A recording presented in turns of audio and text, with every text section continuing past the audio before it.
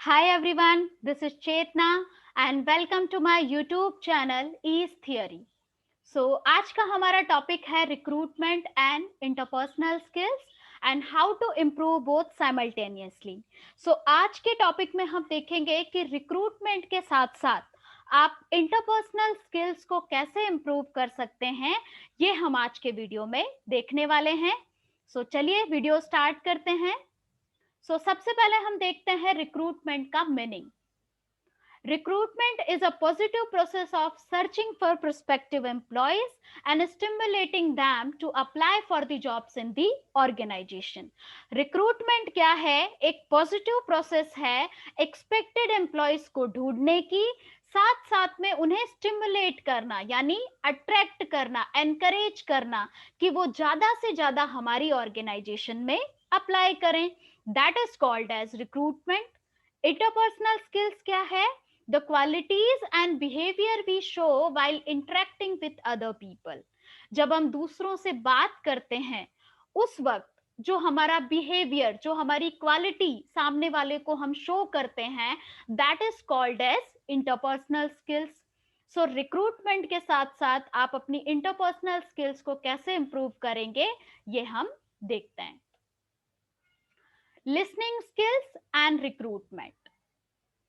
सबसे पहला पॉइंट है बी एक्टिव लिसनर. आपको एक्टिव लिसनर बनना है. आप जब कैंडिडेट को कॉल करते हैं आप कैंडिडेट को बोलने दें. आपको उन्हें समझना है और आप उन्हें कब समझेंगे? जब आप उन्हें अच्छे से सुनेंगे. ठीक है. एक्टिव लिसनिंग बहुत इंपॉर्टेंट है कि आप जब कैंडिडेट से बात करते हैं तो आप ज्यादा से ज्यादा कैंडिडेट को समझने की कोशिश करें उनकी बातों से. Try to listen 70% of the time and speak 30% of the time. जब आप किसी कन्वर्सेशन में हैं, whether it is with the candidate or with the other people, that doesn't matter, आपको 70% of the time सुनना है और सिर्फ 30% ऑफ द टाइम आपको बोलने की हैबिट डालनी चाहिए. सुनने से आप ज्यादा से ज्यादा सामने वाले को समझते हैं. Stay with the movement. आप जब किसी कैंडिडेट से बात कर रहे हैं तो आप उसे समझने के लिए सुने, ना कि उसे रिप्लाई देने के लिए. आप जितना अच्छे से उसे समझेंगे उतना अच्छे से आप जजमेंट दे पाएंगे किसी भी कैंडिडेट के लिए. रिफ्लेक्ट ऑन की पॉइंट्स. आपको रिफ्लेक्ट भी करना है, आपको बोलना है. जैसे फॉर एग्जाम्पल कैंडिडेट ने कहा कि I am looking for change. आपने पूछा what is the reason for change. उसने कहा ग्रोथ. उस टाइम पे आप उससे पूछ सकते हैं कि growth in terms of what. आपको ग्रोथ तो चाहिए बट आपके हिसाब से ग्रोथ इन टर्म्स ऑफ क्या? आपको फाइनेंशियल ग्रोथ चाहिए, आपको प्रोफाइल में ग्रोथ चाहिए, आपको रोल्स एंड रिस्पॉन्सिबिलिटी में ग्रोथ चाहिए. दैट इज ऑल्सो इम्पॉर्टेंट कि आप रिफ्लेक्ट करें. आप रिफ्लेक्ट की पॉइंट्स पे कब कर पाएंगे? जब आप उनकी बातें अच्छे से सुनेंगे. अगर आपने पिछली बातें सुनी ही नहीं है ध्यान से तो आप की पॉइंट्स पे रिफ्लेक्ट नहीं कर पाएंगे. नेक्स्ट है try to collect all the information in a single call. एक ही कॉल पे आप ट्राई करें कि आप कैंडिडेट से सारी की सारी इंफॉर्मेशन कलेक्ट करें. इंफॉर्मेशन लाइक उसका एक्सपीरियंस, उसकी रोल्स एंड रिस्पॉन्सिबिलिटी, उसका रीजन फॉर चेंज, उसकी करंट सैलरी, एक्सपेक्टेड सैलरी, उसका नोटिस पीरियड, उसका करंट लोकेशन, प्रेफर्ड लोकेशन. सारी चीजें आप ट्राई करें कि एक ही कॉल पे आप कलेक्ट करें. कैंडिडेट्स को बार बार कॉल करना which creates a bad impression of the recruiter. ठीक है. ट्राई करना है कि आप सिंगल कॉल पे कैंडिडेट की सारी इंफॉर्मेशन कलेक्ट करें.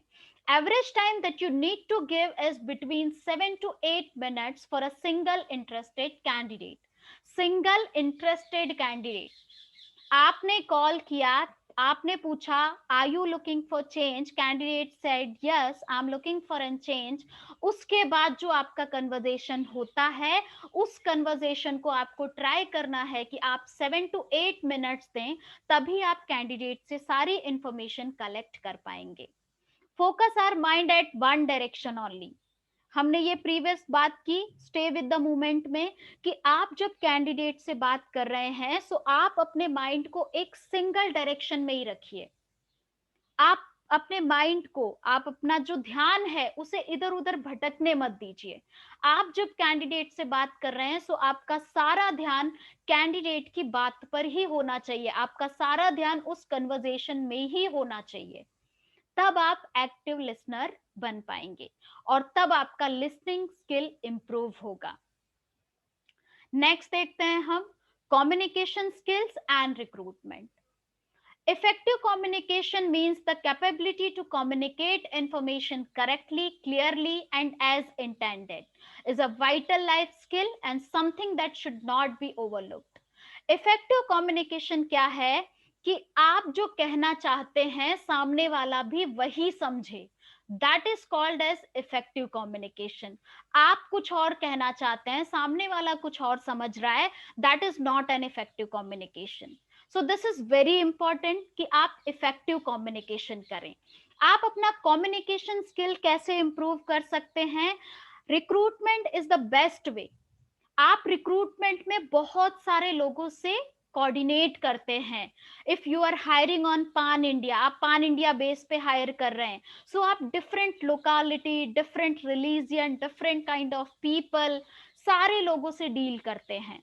सो आपका कम्युनिकेशन स्किल्स भी इंप्रूव होता है। कम्युनिकेशन इंप्रूव हो रहा है मतलब आप हर तरह के लोगों से बात कर रहे हैं और हर तरह के लोगों को अपनी बात समझा भी पा रहे हैं। सो कम्युनिकेशन स्किल भी आपका इंप्रूव हुआ।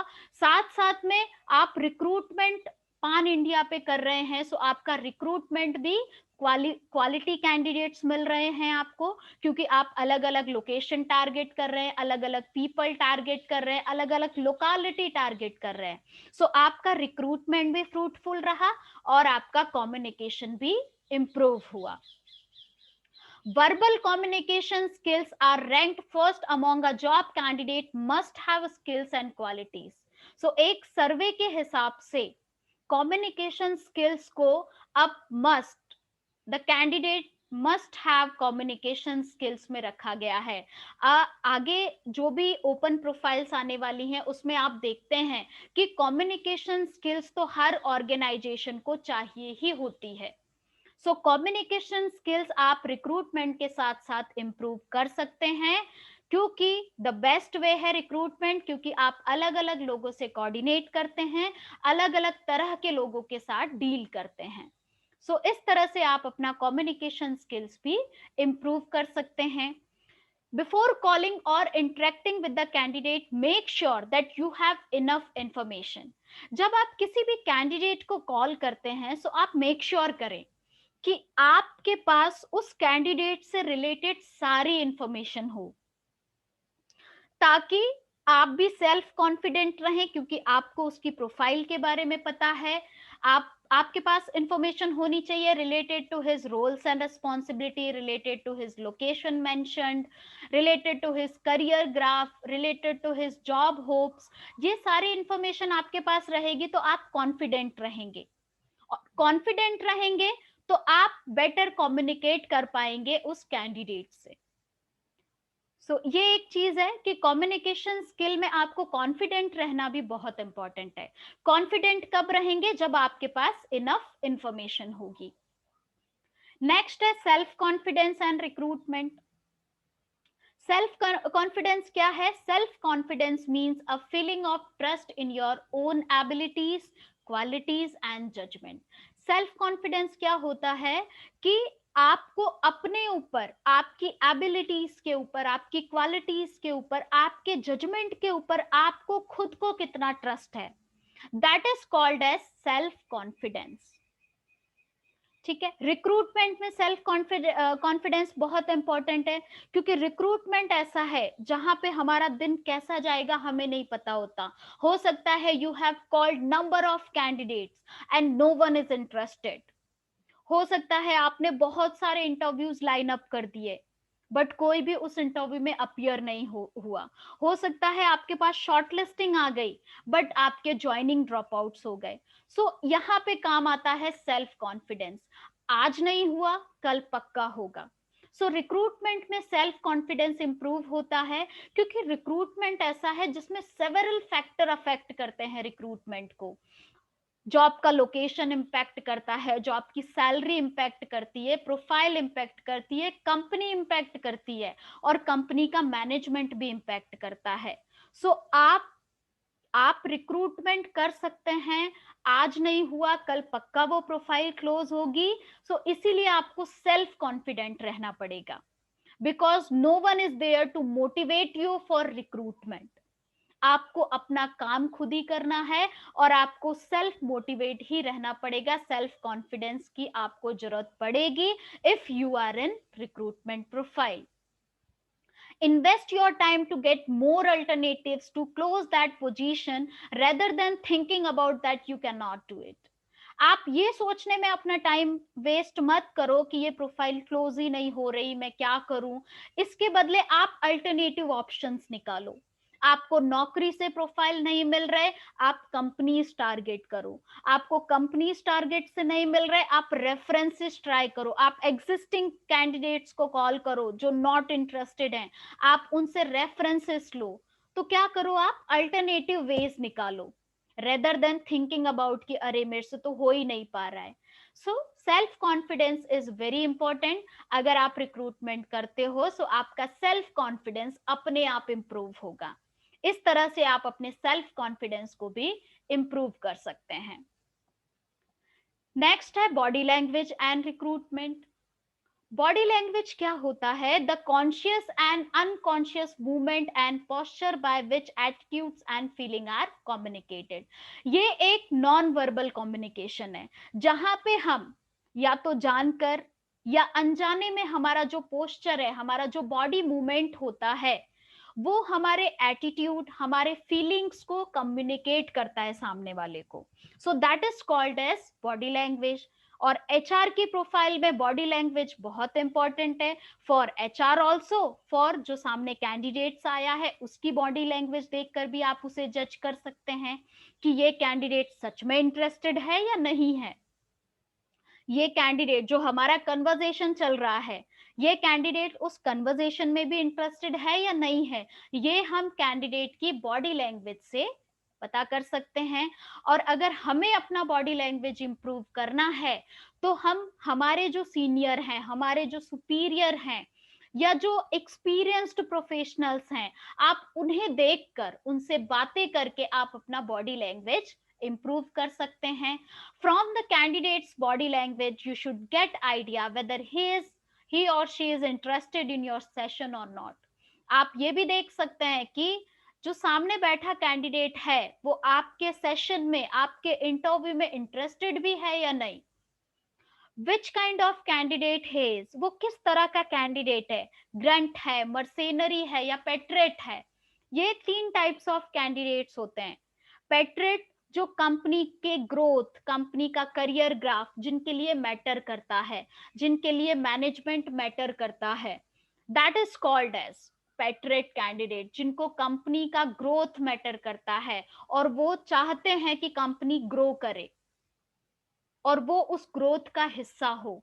Mercenary kind of candidate is money oriented candidate, जिन्हें कंपनी के ग्रोथ से कोई लेना देना नहीं होता है। दे जस्ट वांट कि उनकी सैलरी टाइम पर आ जाए, उनका इंसेंटिव टाइम पर आ जाए।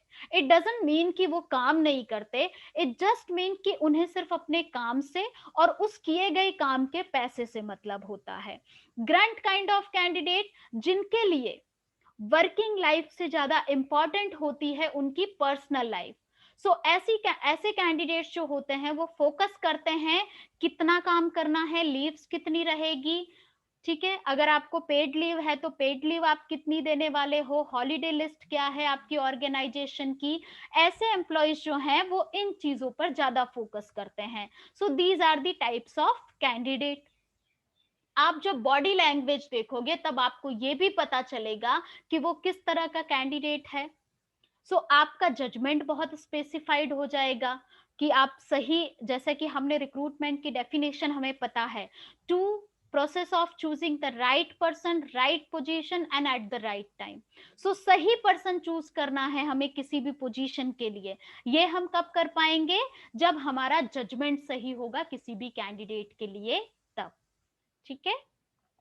नेक्स्ट हम देखते हैं relationship management. Relationship management is very important अगर आप रिक्रूटमेंट में हैं। Healthy relation with candidate will increase your productivity. जब आप कैंडिडेट से या जब आप एम्प्लॉय से हेल्दी रिलेशनशिप करते हैं, एक प्रोफेशनल रिलेशनशिप स्ट्रांग होता है आपका, तो आपकी प्रोडक्टिविटी बढ़ती है, आपका अपीयरेंस रेशियो बढ़ता है, आपका इंटरव्यू रेशियो बढ़ता है, आपका ज्वाइनिंग रेशियो बढ़ता है, अगर आपको प्रोफेशनल रिलेशनशिप मेंटेन करनी आती है तो। Candidates feels comfortable to share with you his और हर करंट सिनारियो। कैंडिडेट्स को कंफर्टेबल होना चाहिए ताकि वो आपको शेयर कर पाए कि अभी उसके दिमाग में क्या चल रहा है, weather he is looking for change और not, whether he is interested to give the interview or not, or whether he is supposed to join your organization or not। ये कब पता चलेगा? जब आप उसके साथ ट्रांसपेरेंसी मेंटेन करेंगे एंड कैंडिडेट्स को भी कंफर्टेबल रहेगा आपसे शेयर करना कि अभी उसके दिमाग में क्या चल रहा है।